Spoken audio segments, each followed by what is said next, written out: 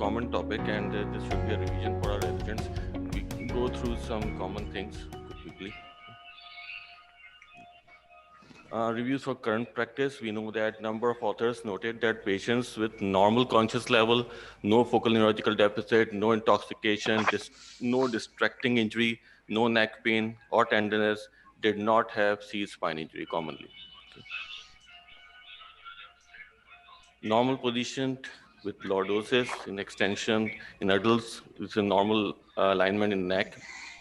In adults, a straight C-spine, lack of lordosis indicates presence of muscle spasm, which may be due to some kind of fracture. In children, absence of lordosis is commonly seen. So in children, we don't see normally some lordosis, so it's not alarming point in children. Okay, now some basic anatomy. C1, C2, C7 are atypical vertebrae. As many as around 90% of cervical spine injuries can be detected in lateral views only alone. If we have a lateral cervical view, it's good to detect around 80 to 90% of cervical injuries. Okay.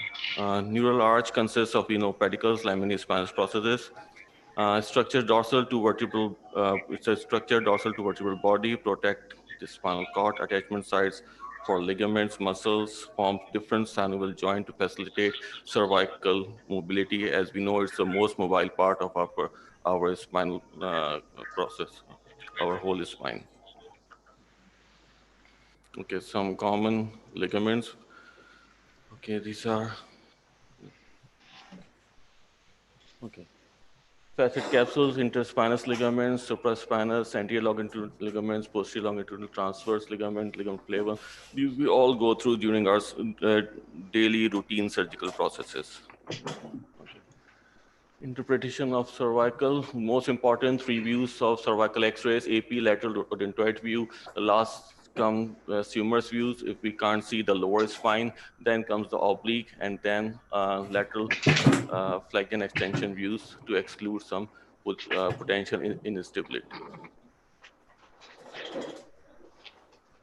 Okay, now some AP view, we can see the vocal cord region. Okay, and then transverse processes.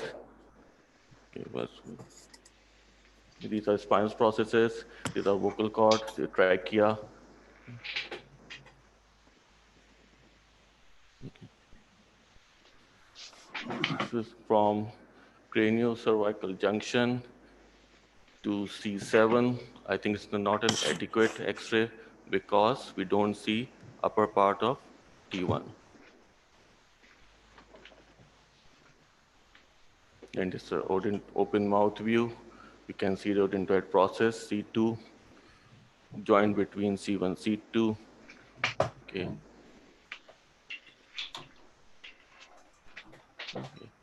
Normal cross-table lateral spinal X-ray must be visualized the entire cervical spine from its skull base to cervicothoracic junction. Basically, the upper part of T1 vertebra is must. Okay. If we can't see the lower cervical spine, we can go to towards the Sumer's view.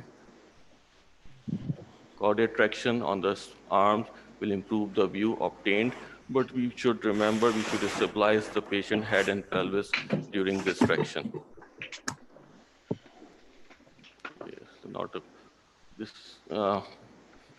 trying to have some Sumer's view, but we can't see anything in this Sumer's view. This is a proper Sumer's view.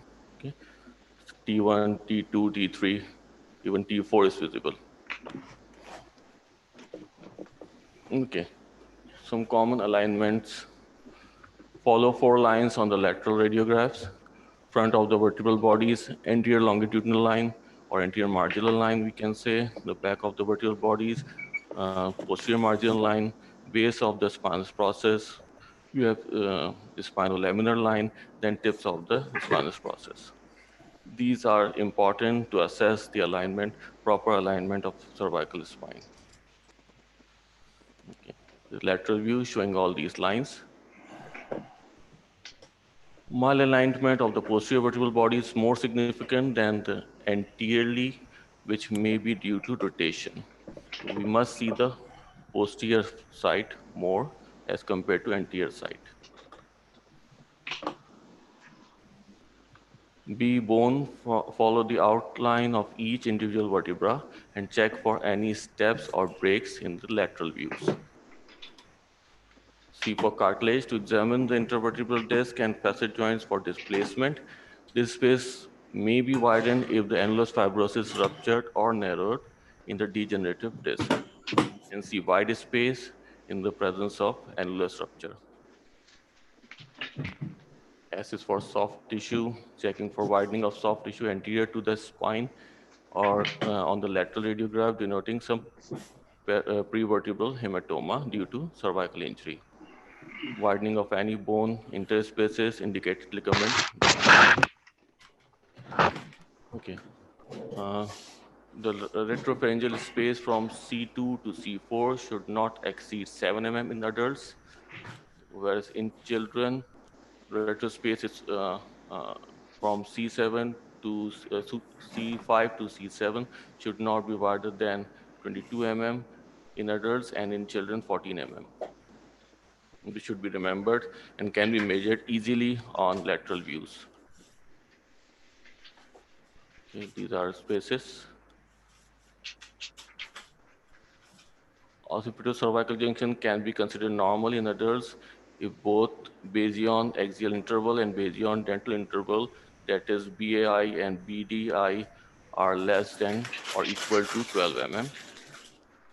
Likewise, ADI, atlanto-dental interval, the distance between the anterior margins of dens and the closest point of anterior arch of C1, which should be 2 to 4 mm. Okay. This is shown BAI, basion axial interval. This is basion.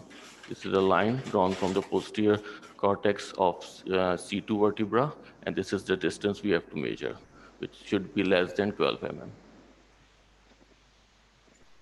Okay, then basion dental interval, from the tip of odontoid process to the basion, we draw a line.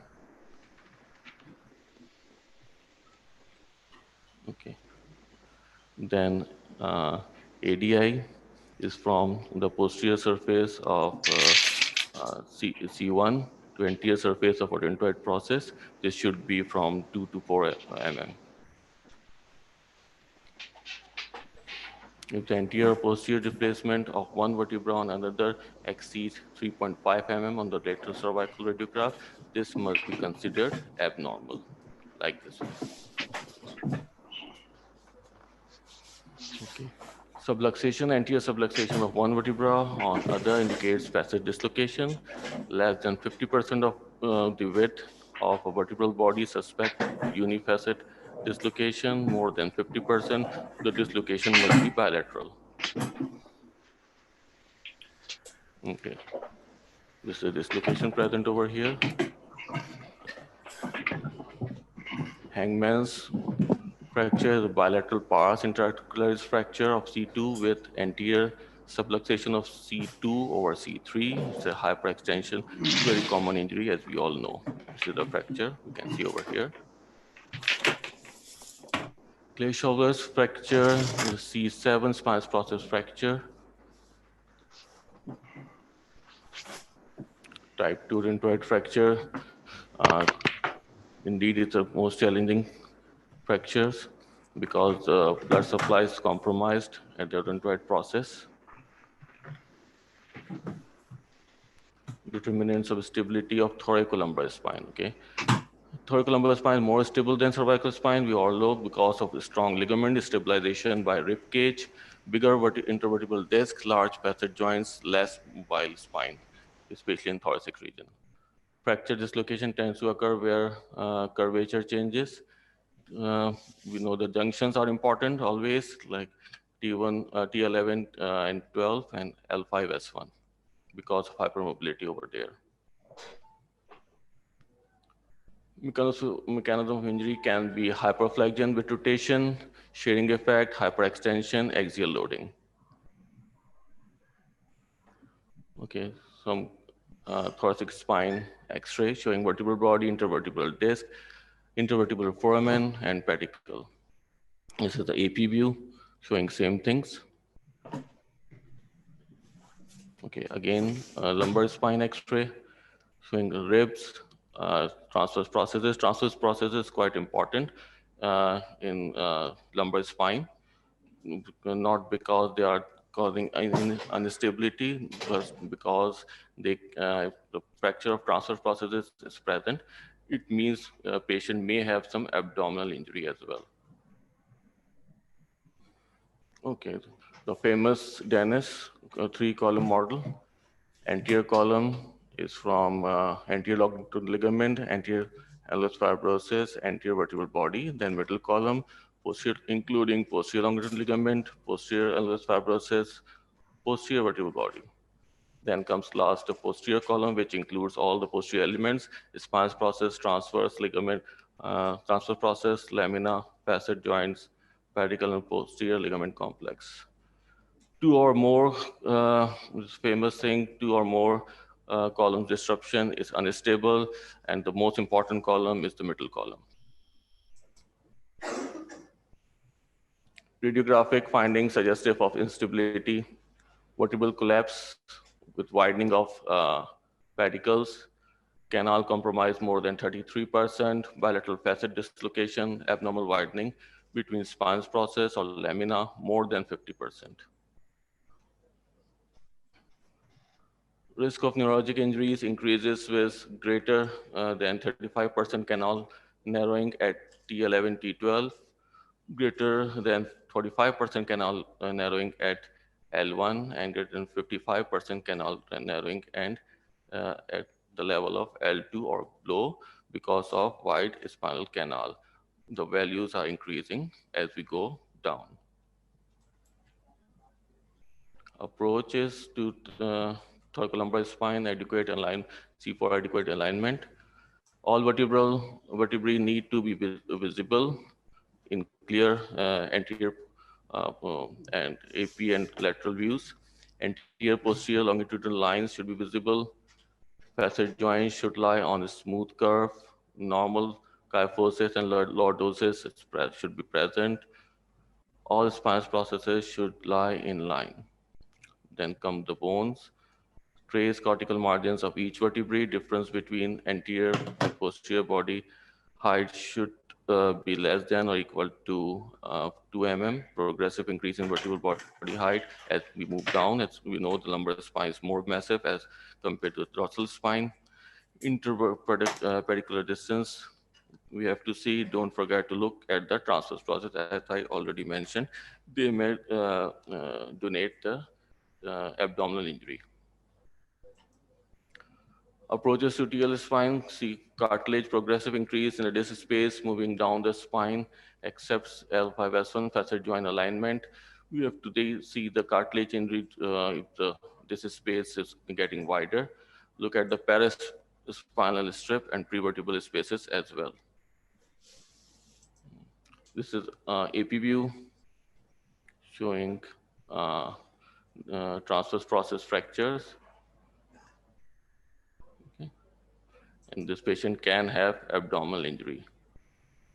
Another AP and lateral views. Anterior listhesis at L4, L5. Okay, then CT scan can demonstrate chronic anterior listhesis. Okay, another view showing the widening of paraspinal line, suggesting of hematoma. Patient should have severe injury. Then lateral displaced T5 pedicle. Anterior wedging is shown here. It's not very clear in there. Okay. These are different views we already seen. Okay. The widened mediastinum due to hematoma. These are showing compression fractures. Another view of fractures. Okay. Okay, then posterior displacement.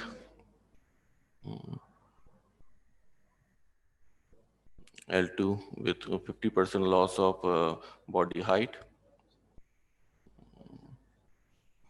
involvement of pedicles and laminar arch also.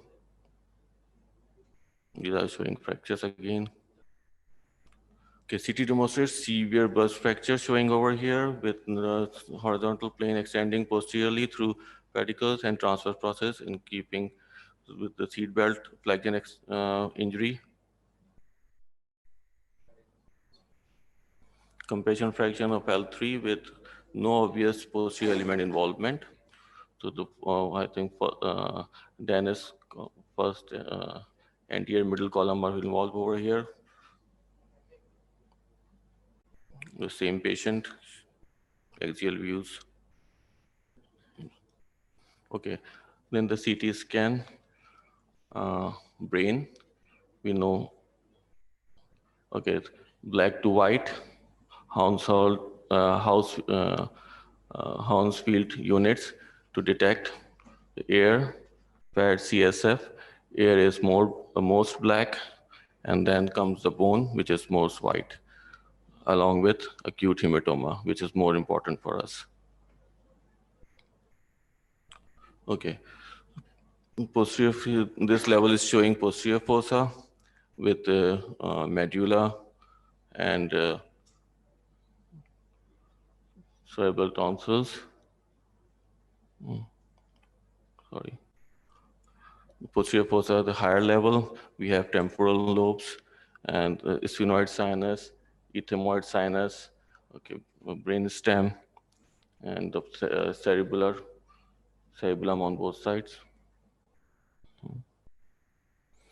Then we go more higher level. Okay.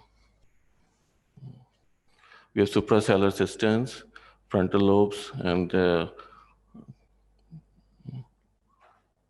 fourth ventricle over here. Then little lower, we have suprasellar cisterns, ambient cisterns, at the level of cerebral peduncles. Then below, we have showing frontal horns along with third ventricle.